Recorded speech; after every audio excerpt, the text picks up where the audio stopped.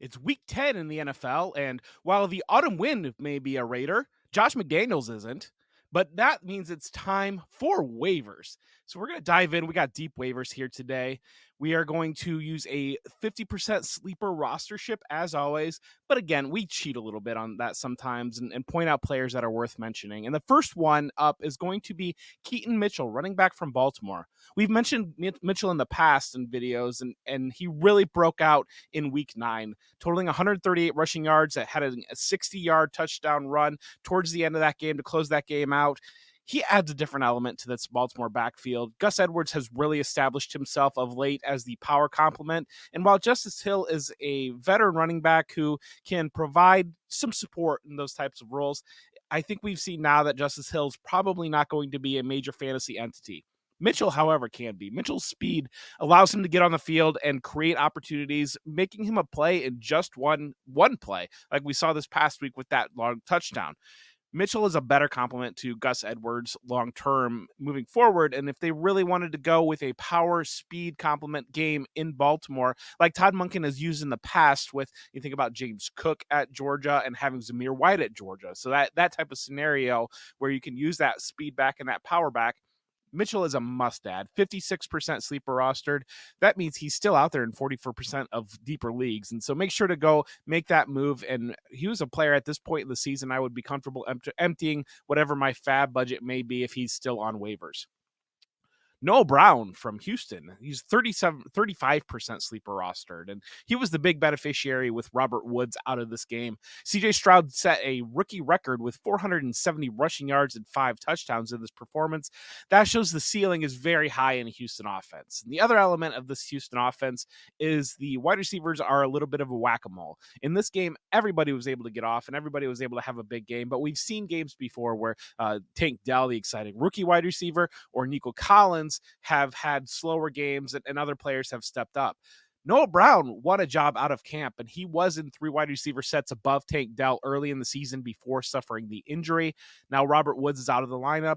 Brown made the most of his opportunity, catching a 75-yard touchdown to add to his day, but totaling over 150 receiving yards on the day. And so make sure to add Noah Brown in leagues that you do have that room. He's probably going to be more of a best ball play than you would ever feel comfortable setting him in a managed lineup. But much like the rest of these Houston wide receivers, that ability, that potential to get off and have a big game is very much there. We saw another unfortunate injury situation for Cam Akers in Minnesota, suffering his second career Achilles injury, and so that puts the rest of his career in jeopardy here. And we're gonna hope that he can figure that out and get over that and return to relevance. That being said, that creates opportunity for Ty Chandler at Minnesota, 39% sleeper rostered, and he's probably hit waivers in a fair amount of leagues after the addition of Cam Akers kind of moved him out of having any sort of role in that offense. So make sure to scour your waiver wires here for Chandler, who is a player that could step up. He Right now he's sitting an injury away, but we don't know with Josh Dobbs taking over at quarterback there, with Kirk Cousins out, maybe they might lean a little bit more on the run game, involve multiple players there. Chandler is another explosive younger back who he presents a great addition here, and maybe a little bit under the radar as he's still sitting in injury away. He's not an immediate replacement, and he didn't play in this past week's game or have meaningful touches in that game, but he's one to monitor and one to add into your deeper leagues.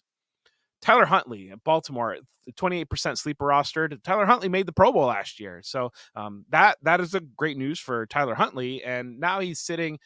We're going to monitor a injury situation to Lamar Jackson's leg.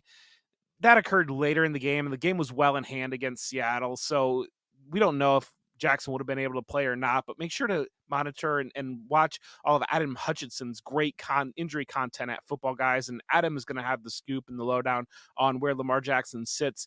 But if he's out, I mean, Huntley needs to be added in leagues that, especially superflex leagues that start 24 plus quarterbacks. And so Huntley firmly on the radar, and in many leagues he might be rostered. He's 28% sleeper rostership, and that points to really long-term potential. And as we see around the league, I mean, the quarterback situations are a mess in multiple areas. And so Huntley is a player that if he has a strong stretch and he's able to play, he could garner interest and get to a starting competition next year. And so he's definitely a player that you want to add in your super flex leagues. And moving forward with that, Green Bay wide receiver Dontayvion Wicks at 38% sleeper rostered.